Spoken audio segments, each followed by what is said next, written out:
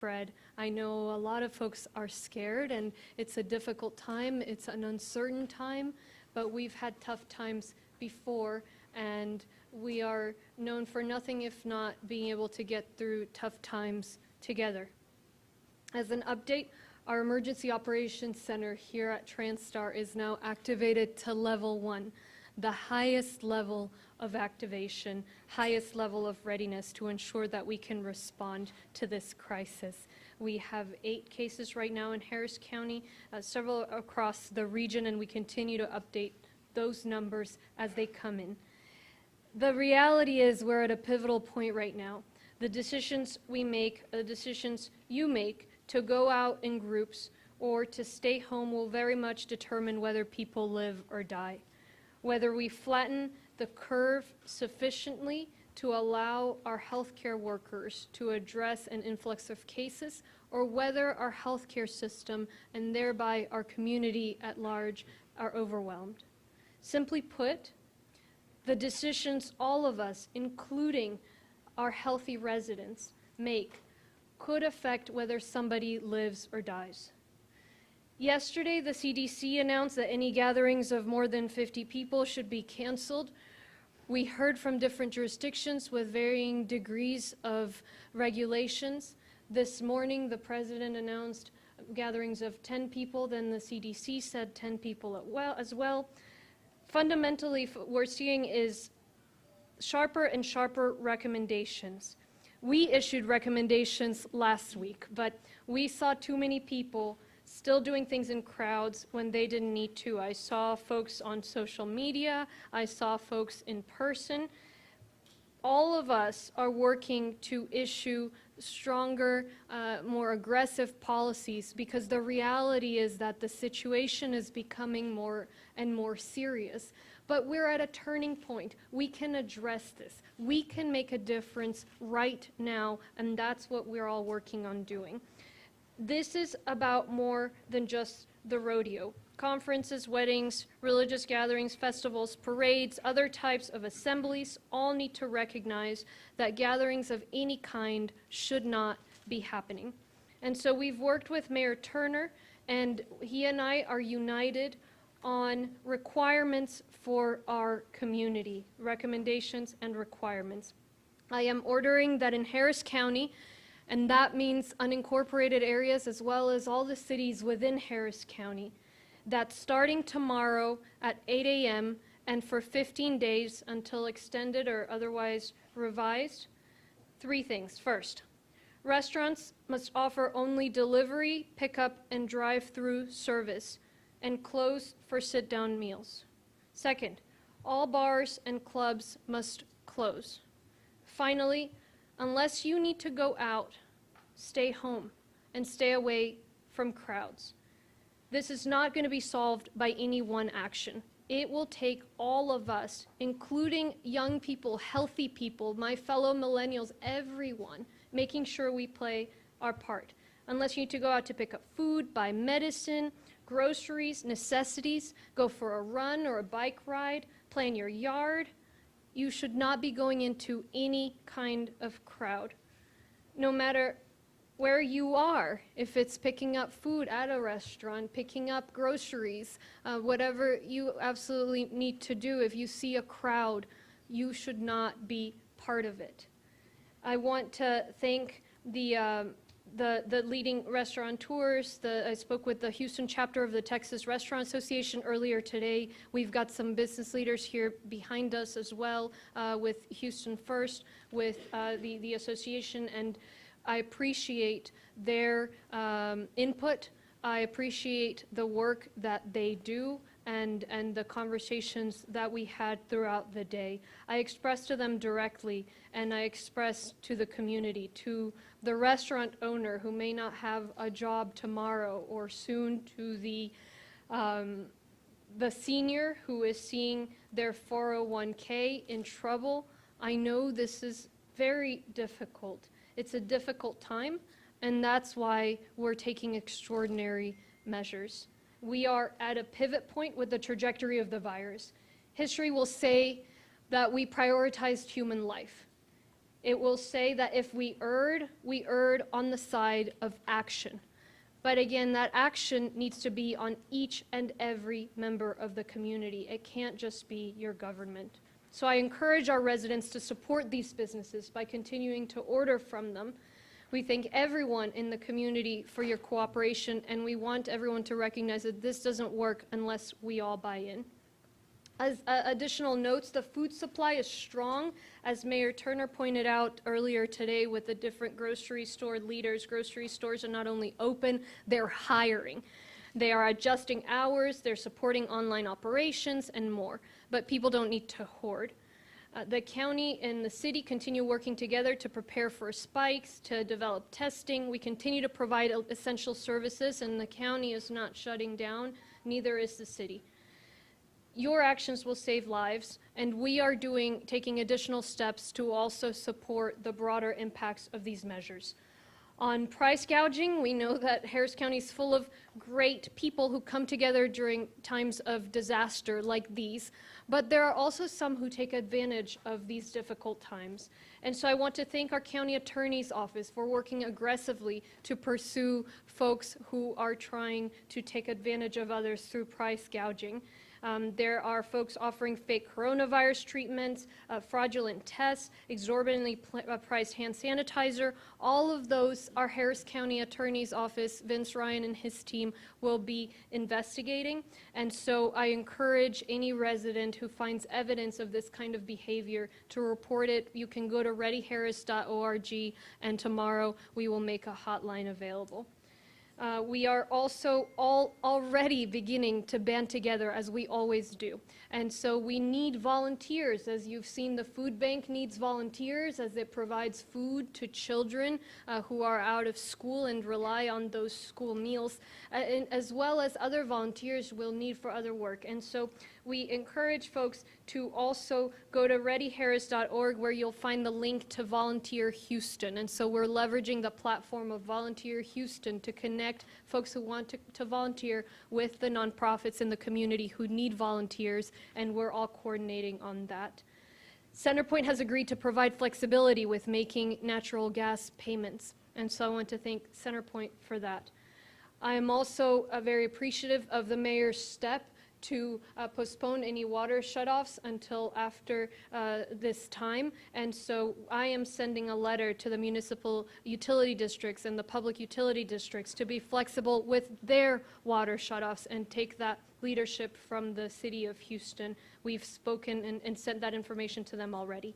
As you all know, there are distribution sites for children, as I mentioned, for food that HISD stood up. The other school districts are working on. The map and information is also on readyharris.org. And I know folks will ask about testing. We're still working very closely with Mayor Turner, with the hospital system, and our public health and healthcare departments to sort out testing as quickly as we can. There are there are important obstacles on supply chains, and we are working through those, and that is our #1 priority right now. So we will, I'll hear also from Dr. Shaw, from the mayor, and Dr. Peirce, but I do want to repeat my remarks in Spanish before we do that very briefly. Seguimos viendo las noticias, los cambios realmente a diario de las regulaciones a través del país, a través de las localidades en cuanto a lo que está sucediendo con la situación del coronavirus, y es muy preocupante, pero hemos pasado por tiempos difíciles juntos muchas veces y sabemos que como comunidad podemos trabajar juntos y salir adelante, y es lo que tenemos que hacer el día de hoy. El Centro de Operaciones de Emergencia aquí en TransStar está en nivel 1 de activación, es el nivel más alto de preparación para responder a un desastre, una emergencia como esta.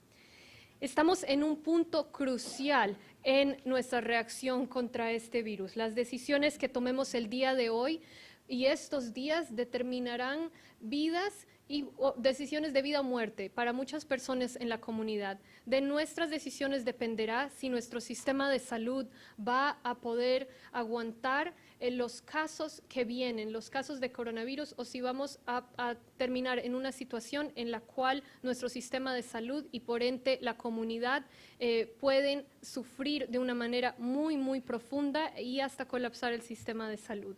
Entonces, en este momento la decisión que los residentes, inclusive los residentes saludables, los jóvenes, que las decisiones que ustedes tomen de salir y estar con otras personas puede afectar la vida o muerte de un residente de este condado. Y por eso tenemos que trabajar todos juntos. Hemos visto los cambios, el CDC, el gobierno federal, primero dijo 50 personas, de 50 personas no se deben reunir, esta mañana han dicho que más de 10, hemos visto distintas comunidades. La realidad es que no deberíamos estar en ningún tipo de grupo, aunque sea una boda, conferencia, grupo religioso, festival, desfile, cualquier tipo de asamblea, de grupo, debe cancelarse, no deben estarse llevando a cabo. Es nuestra decisión y nuestra responsabilidad en este momento. Hemos dado recomendaciones la semana pasada, pero hemos todos visto muchas personas que aún están por fuera, muchas están haciendo caso, pero demasiadas todavía vimos en grupos. Entonces, el día de hoy he trabajado con el alcalde Sylvester y juntos estamos unidos en requerimientos para nuestra comunidad. Son 3 cosas. Hoy estoy ordenando que en el condado Harris, y eso incluye las áreas no incorporadas del condado, así como todas las ciudades dentro del condado Harris. 3 cosas. Por los próximos 15 días, empezando mañana a las 8 de la mañana, todos los restaurantes deben ofrecer simplemente servicios de recoger la comida, de delivery, enviar la comida a la casa o pasar en el drive-thru, en el carro. No se permitirá tener comida o el comer dentro del restaurante sentados. Todos los bares y clubes deben cerrar, número 2. Y número 3, a menos de que usted deba salir, tiene que permanecer en casa y siempre debe estar alejado de cualquier grupo, de cualquier asamblea, grupo de gente. Necesitamos que se quede en casa. Puede salir a comprar comida, a comprar medicina, a la tienda, lo que necesite, pues, necesidades. Puede salir a montar bicicleta, caminar, jugar en la yarda, pero no debe estar en ningún tipo de grupo, por más que usted sea saludable, porque puede resultar con el virus y contagiar una persona vulnerable que pueda morir o sufrir o inundar nuestro sistema de salud dado al virus. Entonces, le quiero dar las gracias a los dueños de los restaurantes, al grupo de Houston, de la Asociación de Restaurantes en Texas, todas las conversaciones que hemos tenido el día de hoy. He expresado a ellos y expreso ahora a la comunidad, para la persona que mañana no tendrá trabajo en un restaurante o estos días, la persona mayor que ve problemas, dificultades, adelante por estas decisiones. Yo entiendo la dificultad de la situación, entiendo la gravedad de la situación, pero la realidad es que estamos en un momento crucial y tenemos que tomar medidas extraordinarias. La historia, espero, diga que priorizamos la vida humana, que si nos confundimos fue por el lado de la acción, de tomar acción y proteger la salud, realmente la seguridad de esta comunidad. Entonces, le pido a los residentes que apoyen a estos negocios para continuar ordenando, más no yendo a comer en los restaurantes y en otro tipo de establecimientos. Esto solamente va a funcionar si todos participamos. Hemos hablado esta mañana, el alcalde estuvo hablando con los dueños de distintas tiendas y se sabe que hay suficiente comida para realmente que toda la comunidad tenga suficiente. Esto no va a ser un problema, no necesitamos que la gente compre de más, eso es lo importante entender. El condado sigue trabajando, la ciudad sigue trabajando, no estamos cerrando ni ciudad ni condado. Esto no es algo que podemos hacer solos y sus acciones salvarán vidas. En cuanto al abuso de los precios, muchas personas están cobrando sumas exorbitantes por materiales requeridos de limpieza, están vendiendo pruebas falsas de coronavirus. Todo eso lo estará investigando nuestro abogado del condado. Entonces, si ve un abuso como esos, por favor vaya a readyharris.org a reportar. También, si usted quiere ser voluntario, necesitamos voluntarios para repartir comida, especialmente a los niños que no están ahora en la escuela. Puede ir a Volunteer Houston a través de readyharris.org. Finalmente, le he informado a los distritos de utilidades municipales, pedido que por favor también tomen el paso que tomó la ciudad de Houston de no cortar el agua en estos días, durante esta crisis. Entonces les he pedido que hagan eso. Y como saben, la distribución de comida continúa para los niños a través del distrito escolar de Houston, y otros distritos están trabajando en eso. También pueden ver el mapa e información en readyharris.org. Sé que la gente quiere saber acerca de las pruebas. Seguimos trabajando en eso con el alcalde, con el centro médico. Es una cuestión de materia prima. Hay muchos factores que necesitamos para poder construir estas pruebas, y hay materia prima limitada. Estamos trabajando por obtener esos materiales para poder desarrollar las pruebas locales, y todavía trabajando con el gobierno federal para que nos ayuden con eso. Entonces, con eso concluyo, y ahora voy a invitar a nuestro director de salud, después al alcalde y a su director. Okay. So let's hear from Mayor Turner, and then we'll hear from the health department directors. Mayor Turner, thank you so much again. Thank you, Judge, and thank you for your leadership, and I look forward to continuing to work with you on a situation that's going to be with us for several weeks, if not several months. Let me just start off by certainly acknowledging Mayor Pro Tem Martin, who's with us, and Vice Mayor Pro Tem Martha Castek Tatum, Councilmember Jerry Davis, who is here. And then Cameron James is also here, who's president of the Houston Restaurant Association. And thank you, Cameron. We've had several conversations during the course of the day. Let me just start off by saying City Council will meet in a special called emergency meeting on tomorrow, March 17th, to allow us to continue to extend a proclamation of a local state of disaster due to a public health disaster for the city of Houston beyond the 7-day period after the proclamation was issued, and making certain findings related to and providing for severability and declaring an emergency. And that meeting will take place tomorrow at 9 a.m. In addition to that, we will extend the date of all city produced, sponsored, and permitted events that were postponed through the end of March. We will extend that through the end of April. And we will further suspend all proclamation presentations at City Hall on Tuesdays, which is normally at 1:30.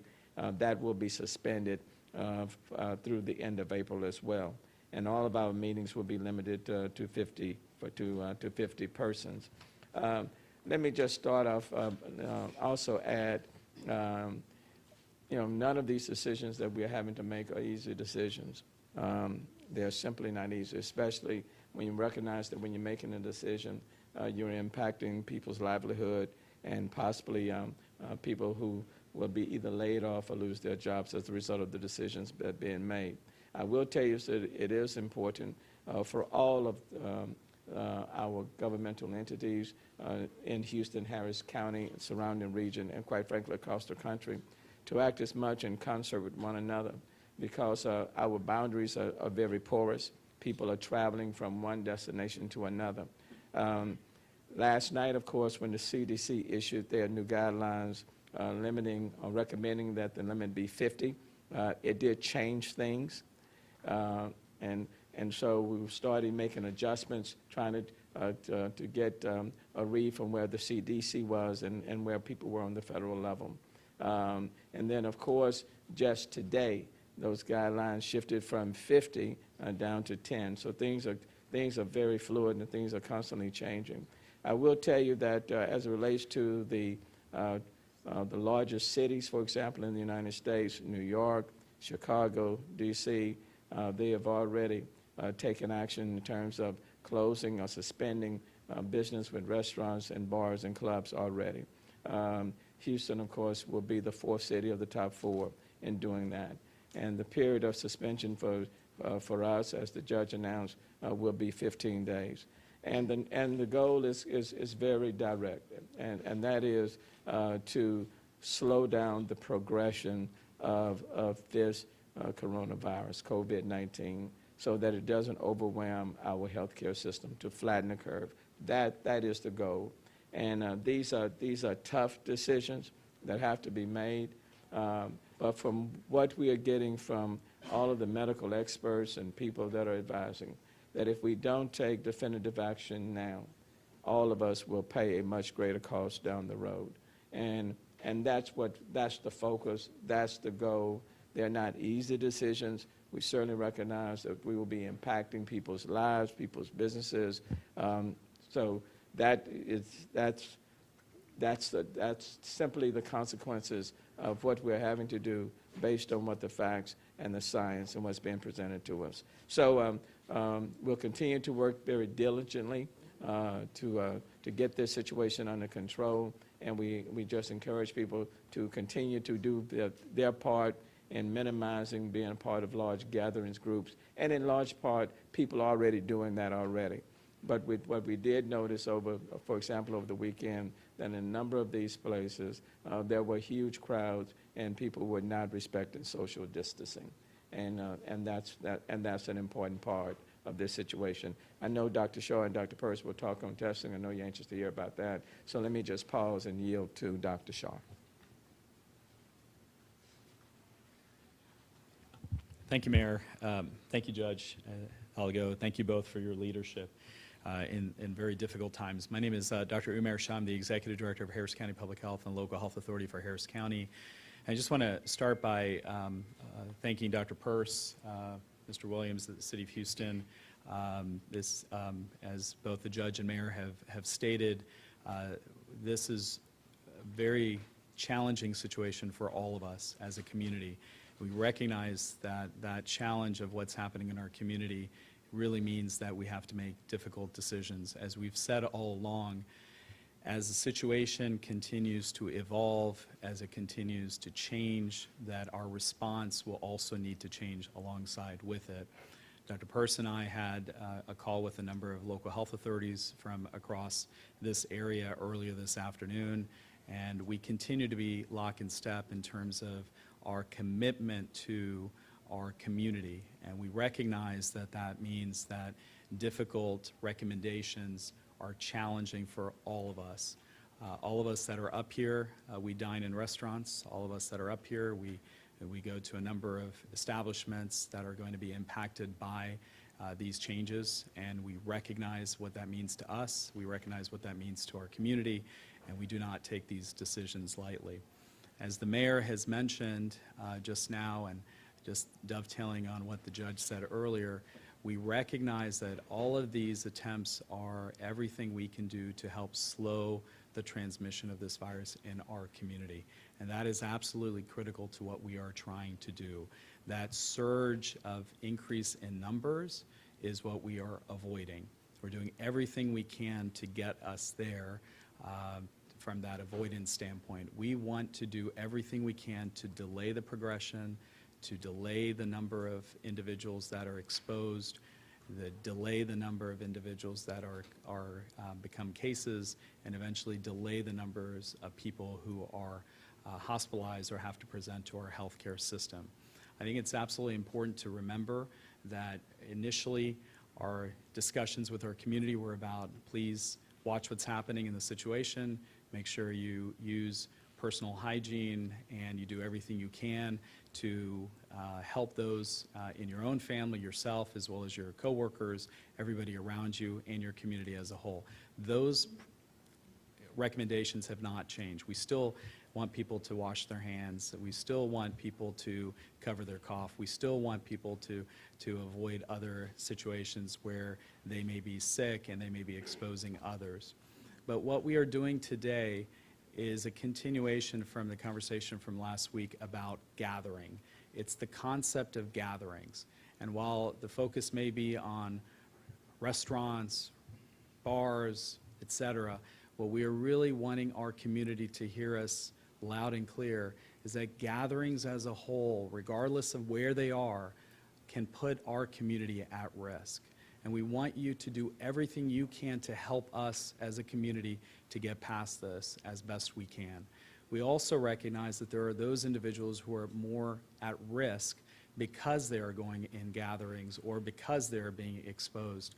The elderly above the age of 60, those with underlying health and medical conditions, those who may be immunocompromised with an immune system issue or challenge, and those who in many ways, pregnant women and those who have weakened immune systems, or in other words, that they are at risk for some reason. We want to do everything we can to protect those people. But in order to protect those people, we have to also take steps for all of us who are healthy and all of us who are doing the things in our everyday lives. And so while we have to practice those personal hygiene, those activities are absolutely critical. Social distancing is what is going to help us get through this situation. Social distancing means that we have to do what we're doing up here, our best, to try not to be as closely connected with each other. And that's very difficult for all of us, especially because our human instinct is to be around each other. So we know this is difficult for all of us. We know this is difficult for our community, but we absolutely feel this is the right decision. Let me just close before I turn it over to Dr. Peirce, that we also recognize that at the end of the day, we have gone through a number of emergencies in the past, and in order to be able to get through any emergency, we have to work together. There's a limit to what we in government, what we in the response community can do. We can only do it when all of us as a community work together. Thank you. Dr. Peirce. Yeah. Thank you, my good colleague, Dr. Shaw, Judge Hildalgo, Mayor Turner. So to put this in perspective, as we've said before and as Judge Hildalgo mentioned, we are doing this to save lives. So while in Houston and the Houston region our numbers remain small, and while so far we have had no deaths, I want to point your attention to the fact that in Italy yesterday they reported 349 deaths in one day related to this virus. Across all of Europe, I believe it's over 500 deaths in one day. We are doing these very drastic measures in order to prevent that from occurring in our community. These are, we understand, as everyone up here has said, these are aggressive, but there is absolutely a very real reason why we're doing that. One of the next steps that we'll be engaging in was going to be testing across the region. There are going to be basically sort of two testing sites, if you will. Those are going to be supported by local government and our colleagues in the Texas Medical Center and the hospital community. That is ongoing in preparations. Our rate-limiting step so far has been getting adequate amount of personal protective equipment. Yesterday, we got help from the federal government. That personal protective equipment and some other supplies we need is en route. And once that is in place, we have a plan.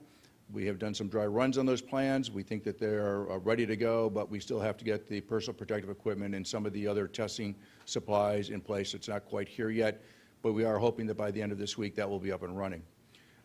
Concurrently, there are some independent testing efforts that are going on by some medical groups across the community. We applaud those efforts. They are all small and being run, and I anticipate and look forward to more of those, because this is a huge community, and we will be working together, although maybe through different business models, we'll be working together really to do the same thing.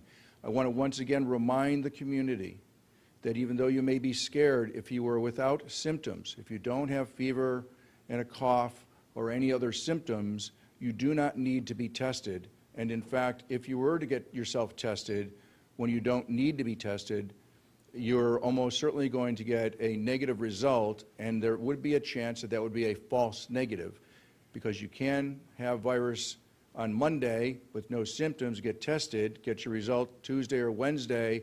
When you start to have a little bit of fever, your test result will come back negative because you weren't symptomatic enough, and you would think, oh, this fever that I have can't possibly be from coronavirus, when in fact it is. So you really need to wait until you have symptoms, and through all of these testing procedures, there will be medical professionals to help assess your situation to see whether or not you should be tested. And if the answer is no, please accept that answer and go about your way, and hopefully you will remain healthy and without symptoms.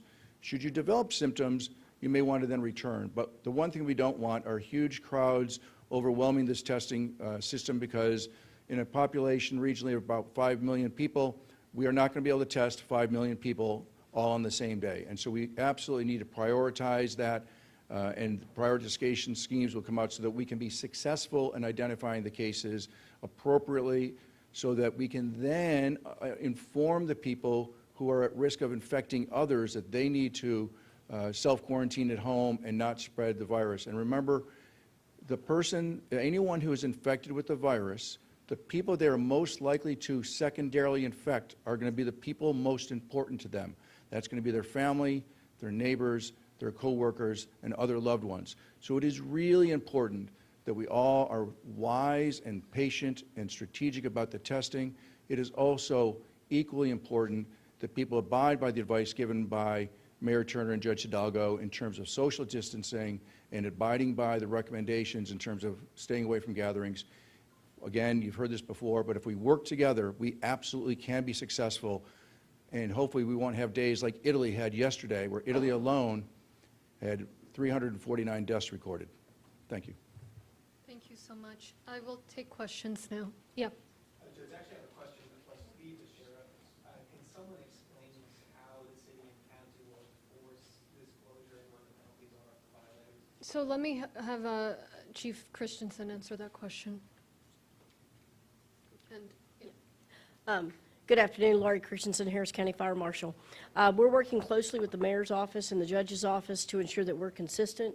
I know Chief West is here from HFD. What's going to happen is the judge talked about a hotline that's going to be set up tomorrow. Our office already has a complaint system in place. Many people have used it when you see an overcrowding or you see an unsafe location. So what's going to happen with this test bank? They will contact our office, we'll prioritize those, and we will be going out and working with the community. I want to make it very clear. Our goal here is compliance. We want to help educate the community.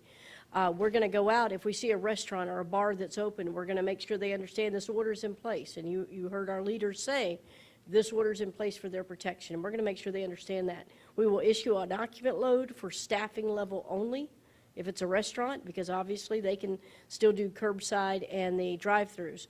But bars, we will issue a zero occupant load, and we will make everybody leave that establishment. Now, let me be clear. If for some reason we need to take enforcement actions because we cannot obtain compliance, we will do that. But our goal is to obtain compliance through working together. Are you in contact with other counties? Excuse me. Are they doing the same thing? Because how would it work if, we're doing it in Harris County, you drive down the street, you're in Fort Bend County, and everything's up and running? So I will speak for the fire marshal side, and then obviously I definitely wanted to let our leaders speak. From the fire marshal side, yes, sir. I work very closely with our local county fire marshals and our city fire marshals, all 34 cities here in Harris County, and we are working on a consistency plan. So to answer your question, I can't speak for those leaders in those counties, but what I can tell you is the fire marshals group, again, we're working on a compliance and working with our community. And I believe the mayor. To kind of, for it to work.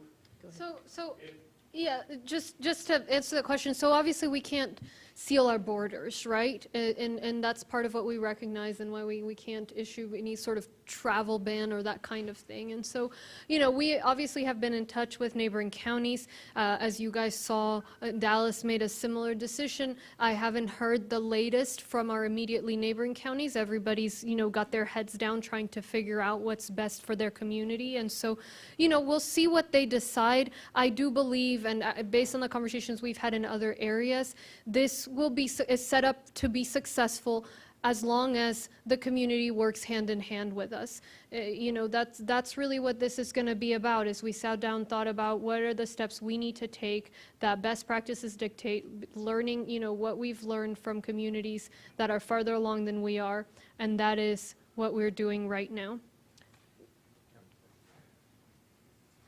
And what I would add, Dallas has already made the decision.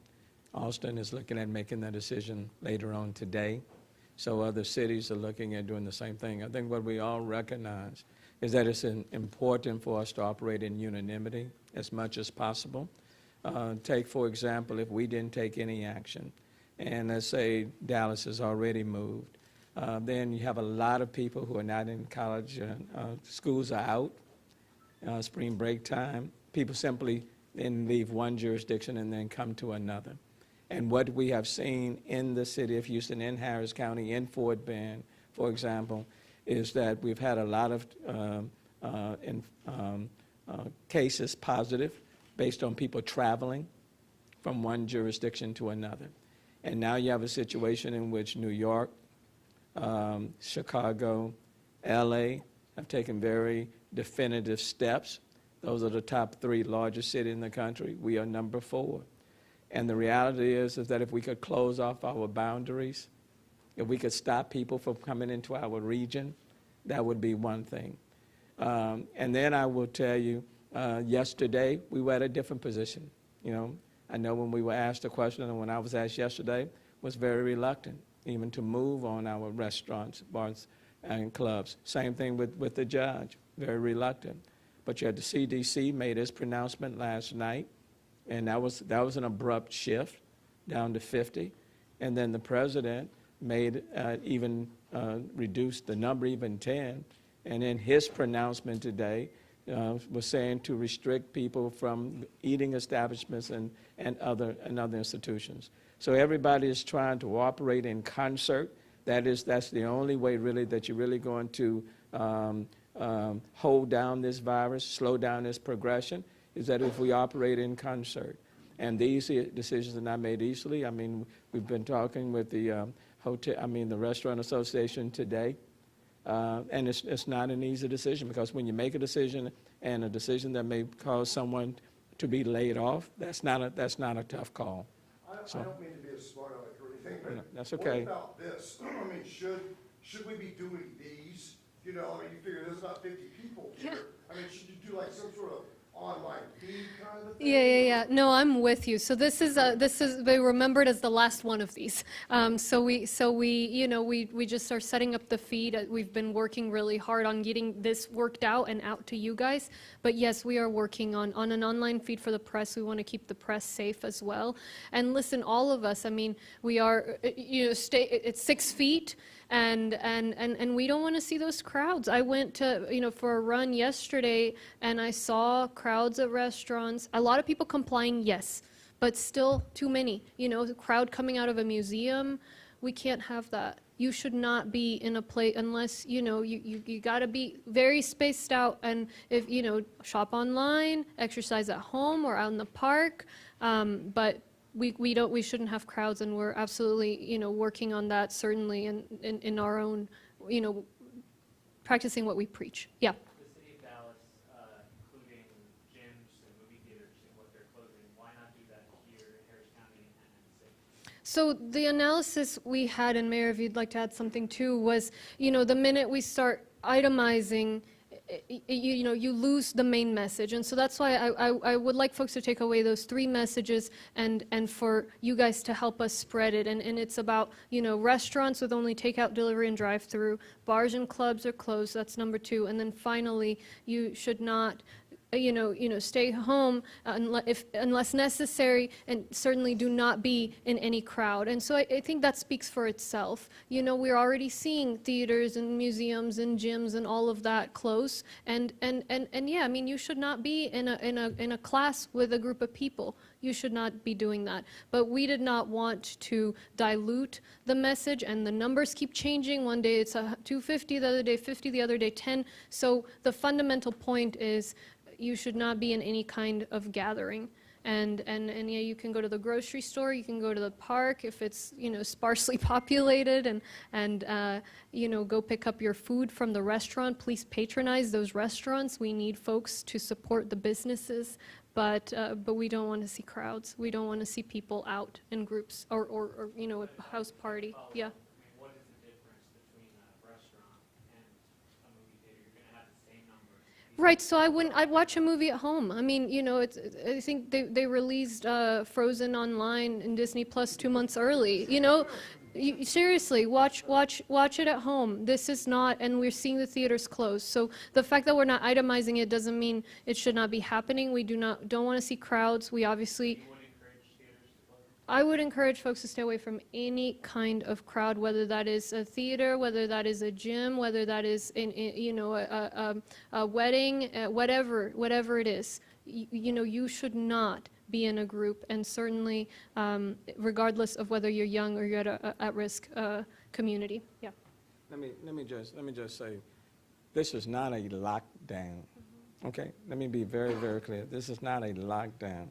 What we are attempting to do is to be very measured at what we need to do to slow the progression of this virus so that it doesn't overwhelm our healthcare delivery system.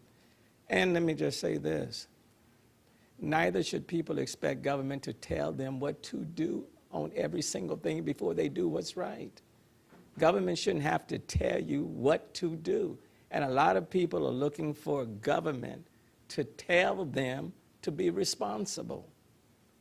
So this is not a city or county lockdown. These are very measured steps based on what we are seeing that are needed at this time to slow the progression. But if you are going someplace and you see that you can't have social distancing, then you need to step out of there, okay? So people still need to act responsibly, and individual judgment is always good.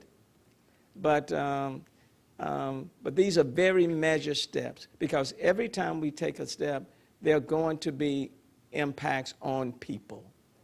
So we don't want to go and I don't think people should look to government to tell them every single thing that they should or should not do.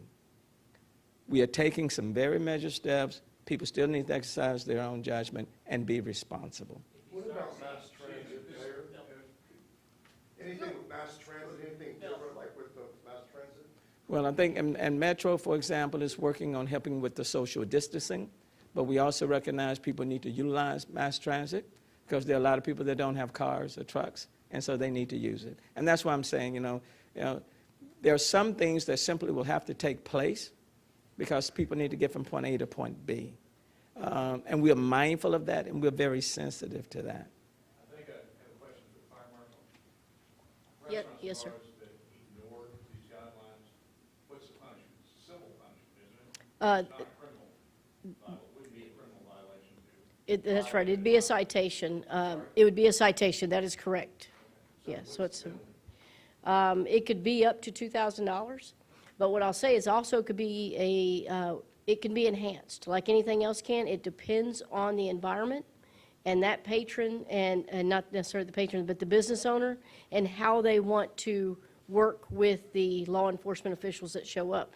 Now, it could be the fire marshal's office, it could be the sheriff's office. We work very closely with our sheriff's department and whoever shows up. So as long as they comply, again, our goal is not to issue citations. If we can get compliance, just like they've been saying, let's work together. We do this during hurricanes, we do this during events. Let's work together, let's get people out of there. If we show up and you're doing it, we're going to talk to you about it. But if you comply, we're going to try not to issue those citations if possible. Just, I think this is initially for a period of 15 days, and then you're going to refocus. See, go from there. One last question. A question for the mayor and county judge. What measures will the city and county be taking to help restaurant owners and workers during this period? And if you are unable to do so, what steps are you hoping the federal government takes to help them? Yeah, so for, obviously, we recognize the human impact of these decisions, and that is why these decisions are tough ones, and we're putting on the balance, and it's going to hurt right now. It's going to be very, very painful, but it will be a lot worse for the community, for the economy, for our residents if we don't act right now. And so we recognize the impact. The things we're working on, as I mentioned, price gouging, our county attorney is working on that. We are working with the school districts and the food bank to ensure that the kids have their food provided to them. I've seen a lot of our JPs who are not pursuing evictions, and so of course they're each making their individual decisions. We are working on the volunteer, trying to compile volunteer support. We are asking the municipal utility districts and the public utility districts to take the step the city did to not shut off water during this time. We are continuing to explore what more we can do. Look, we've got all the best people from around the county looking at this question. What can we do? And to the extent there is something we can do, we will do it. And unfortunately, some of it does fall to the federal government. And that's where we're watching very closely what comes out of there, to what extent they can help us with unemployment insurance, to what extent they can help us with the different areas that impact folks who will find themselves without the same kind of job, childcare. All of those issues are tough, and be assured that we are doing everything we possibly can, and as we always do at the county, pushing the envelope as far as it can go, to where we are doing and being creative about the steps that we can take. So, stay tuned on that. And let me encourage people, take out, pick up, delivery, take out, pick up, delivery. In talking with Cameron earlier, that's Cameron, president of the Houston Restaurant Association, and I certainly want to acknowledge them because we're talking a lot about compliance. But let me say to you, the restaurants in our city, in our region, in the county, they want to be partners. They want to be partners. And one of the things that they did ask for example, is pick up, take out, delivery. That's important. And so, that's one way we can be supportive. And then on the federal level, the bill that's making its way through would provide assistance, for example, to those businesses. I think with less than, I want to say 500 employees. So that would be a big, big plus. Maybe the Restaurant Association could tell us, have they estimated the economic impact on that industry of this latest order?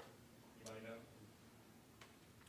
know? We don't have an official number. We know it's going to have a large economic impact. But to us, this is an international health crisis, so we're working with the mayor, we're working with Judge Hildalgo to It's a range of large is $20 million, $10 million? we don't have an official number right now. Not if you do a takeout. Yeah, right.